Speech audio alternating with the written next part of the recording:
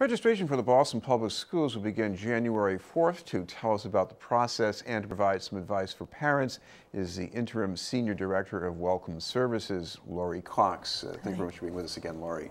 Oh, thank you. First of all, talk about the timetable here, because one thing parents probably want to do maybe before they make a decision is get inside some of these schools and see what they're like. So how can they do that? If they can go to the Boston Public Schools website, and on the website there is a link to a list of school preview times. So every school has scheduled times where parents can come in, take a tour, and visit. So they can go on the website, find out what schools they want to visit. Probably before that, they should go to discoverbps.org and print their customized list of schools. So from their home address and the grade of which they're looking for, they print out the list, and then they can go and find the school that they want to visit. Now, what is it like when the parent visits? Because if you go in the building and you've got some questions, there will be somebody there who can maybe help you with that? Yes, that's why there's scheduled visits on the schedule. So someone should be available to take them on a tour, answer their questions about whatever grade level that they're looking for. And this is all the way up through high school. So it's K through high school. Now, one thing I imagine is there might be a lot of parents out there, they've heard something wonderful about a particular school, so they think they've made up their minds already, but how good an idea is that, just picking one school and hoping for the best? Not the best idea.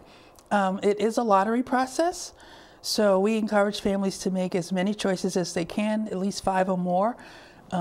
Whatever it is they can work with. Pay attention to the school hours, whether or not they have before or after school programs, and just, shop around and just don't put all your eggs in one basket.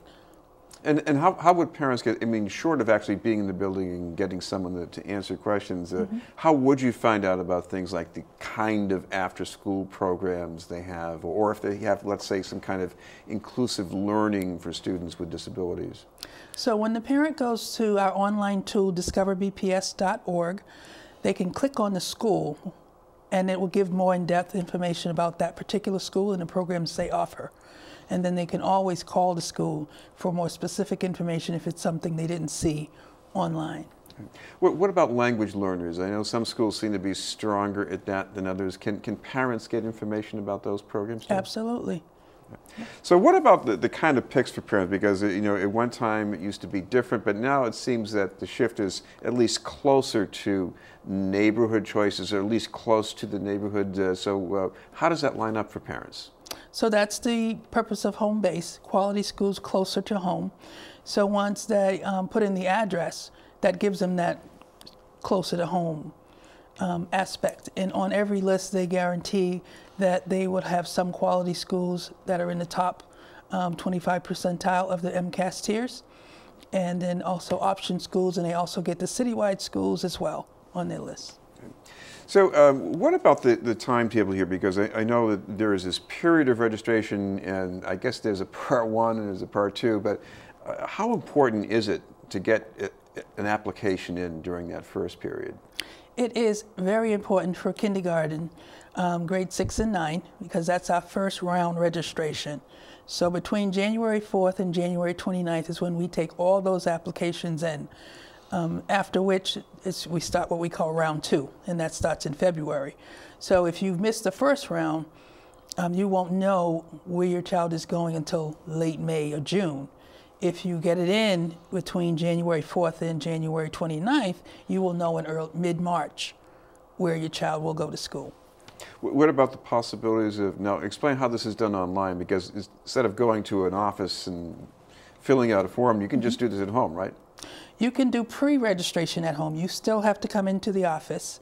You have to come in and see us. You print out what you did at home, but you get into a shorter line because you've already done what you would probably do on a paper application in the center. But you still have to come in, bring your residency documents, birth certificates, immunizations. What about the time period here? Because once people have sent in their applications, is there more of an attempt to make sure things are synchronized? So let's say if you get parents who are applying to charter schools too, that you don't have this big lag between one school system and the other? Well, there's some meetings going on with the compact I'm sure Boston you heard of Compact, Boston right, Compact, and I've attended a couple of those meetings, but we really don't know where that conversation is going right now. Parents gave a lot of mixed reviews or questions that they still had, and I know that the Compact is still meeting with more local parent groups as well. So, anything you can say about the odds of parents being able to get at least one of the schools they've chosen? I believe the odds have increased for the better, for them getting one of their top 3 choices since we moved to Homebase. There is going to be a report that comes out in maybe the next year that says how Homebase is working. How did it compare to the way we used to do it when we had the zone model, and is it better for families?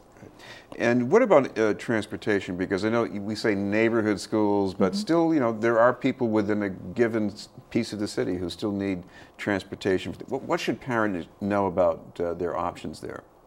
Well, when they run their customized list, it will indicate whether or not they're eligible for transportation, even if it's on their home-based list. Some schools may be a little bit more than the mile. So when you go to Discover BPS, it will indicate whether the student will ride a bus to a particular school on their list. And of course, one other thing, parents, I know this is getting into nickels and dimes, but these are important nickels and dimes here. The school schedule, because if you get a parent who works at a certain time, you know, you really have to know when things start and when they close. Absolutely. Yeah. And I would encourage people to check the website periodically before they come in and register. And I'm saying that because we have extended learning times. And unfortunately, we printed the Discover BPS 2016 edition for parents, and those times on some of the schools changed on us. So we do have an insert that will go into the magazine, but please check the website to be sure that you have the accurate hours for a particular school. And one other wrinkle here for people who are checking test scores, there has been a change. Plus, we've got 2 different kinds of tests that students are taking these days. So what does that mean? So they're taking PARCC and some are taking MCAS. What we use as a measure of quality for the home-based plan is the MCAS tiers. So some of those have changed as well. We've updated those. So those are consistent on the website as well. We should mention finally that website location just for people who need to check it out. It's discoverbps.org. Thank you very much for being with us. You're welcome. From the Boston Public Schools, Lori Cox. Thank you. We'll have more news in just a moment.